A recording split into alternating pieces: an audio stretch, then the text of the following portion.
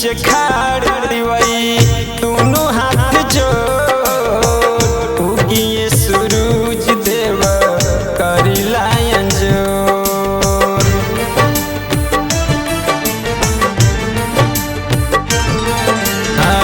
जल पीछे खाड़ दिवई दोनों हाथ जोड़ उगी है सूरज देव करिला अंजोर।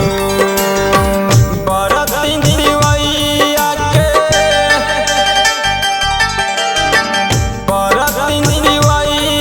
के बुझिला तरतिया काहे कोई मानावा के थो आहे रोज रोज सूरज देव उगिला सबेरावा आज काहे भइल इतना